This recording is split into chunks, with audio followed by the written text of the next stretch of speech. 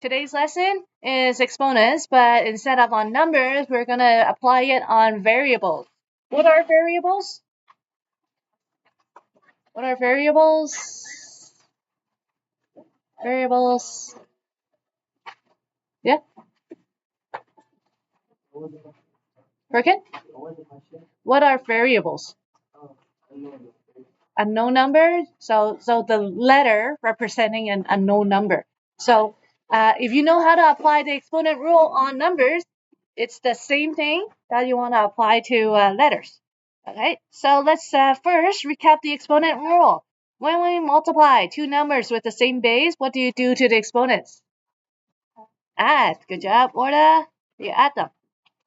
What if you divide two numbers with the same base? What do you do to the exponent? Thank you, Max. So you minus.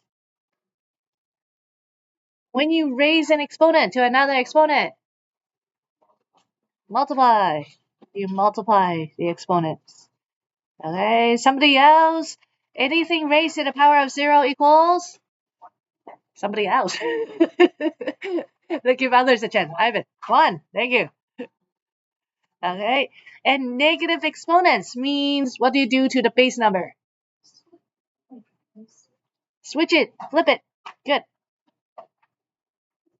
Okay. So let's try these examples then. So right here, my base is a. So a to the 5 times a to the 3. Since they're the same base, I'm going to add them. So my answer is simply a to the 8. Okay. What about example 2? What would it give me? Hussein, do you have your book out? Okay, we're on page 16. Emmy. B to the power 4, because you subtract the exponents. What about C? Oops, sorry. Okay, got it. Example 3? Yep. C to the power of 12. Okay, D.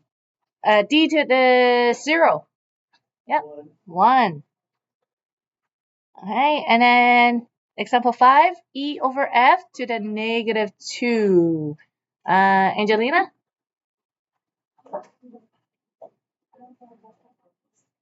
Okay, so negative exponent, we want to flip our base. So instead of E over F, it will be?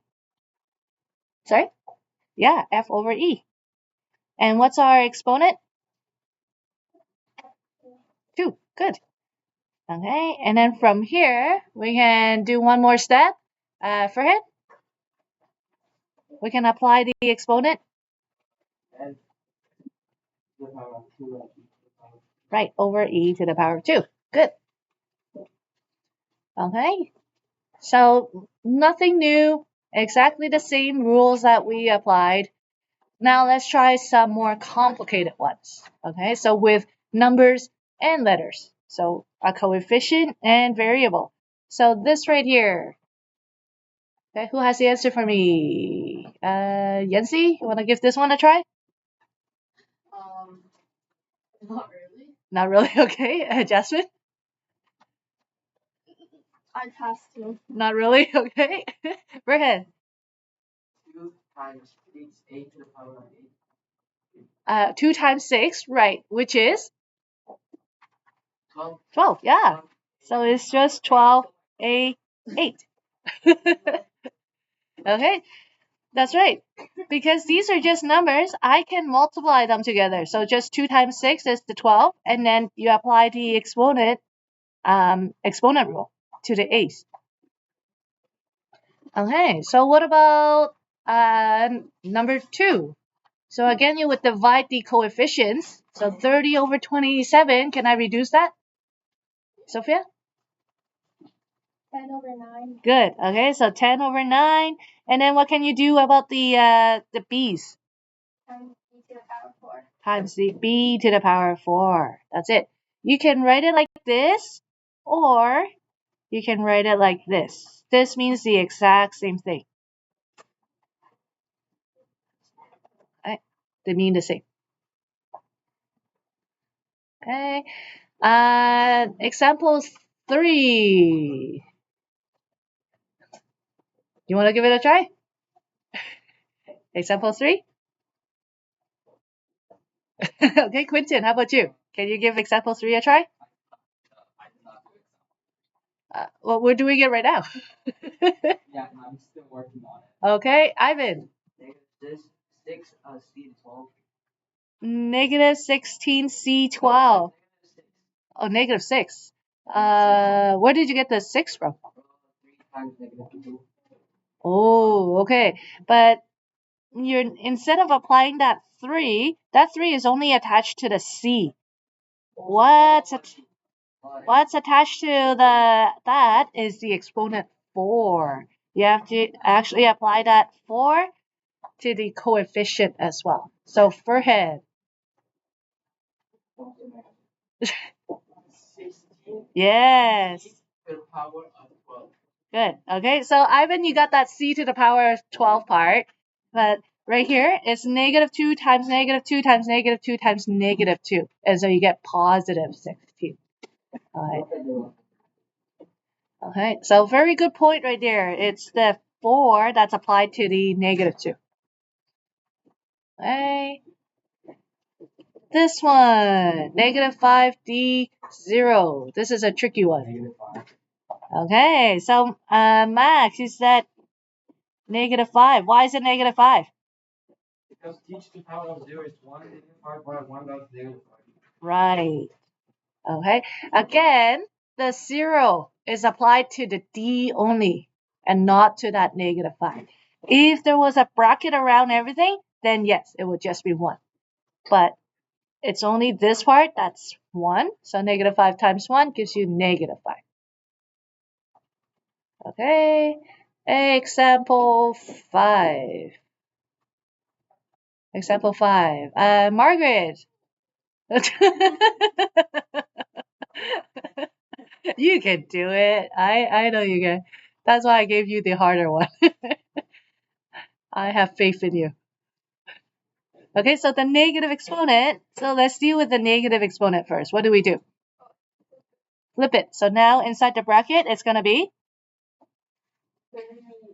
3 over 4e.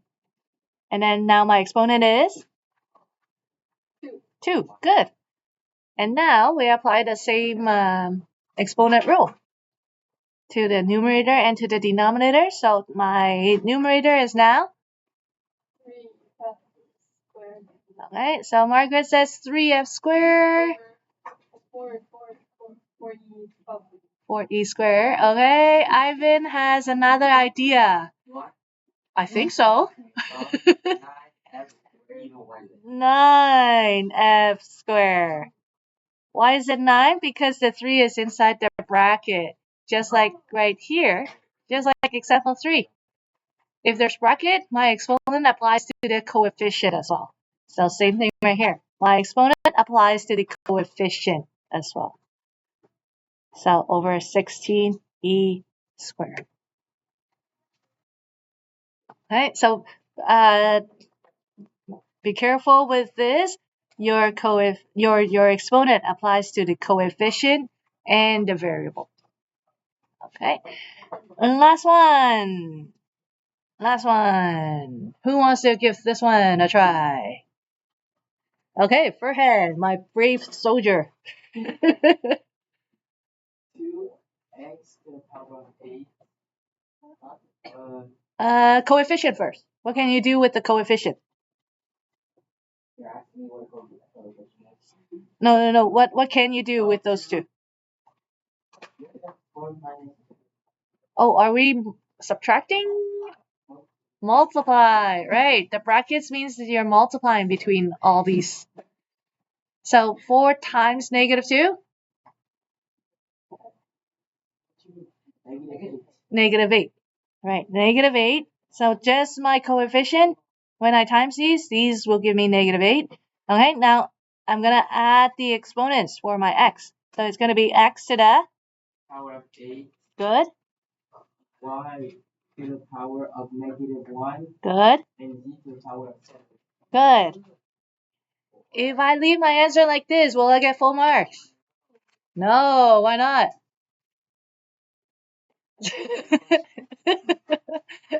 Which part do I not like in this answer? Betsy? What do I not like it with the negative? Well, the -8 I can't change it because it's just a number. But which part? The -1 exponent I don't like. Okay. So -1. That means if I were to rewrite this, it looks something like this. I flip my base like this, right? Alright, but this looks so ugly. It looks weird. It looks cool. It looks cool. Alright, so Sophia, how can I rewrite this so that it looks a lot nicer? -8 x to the power of 8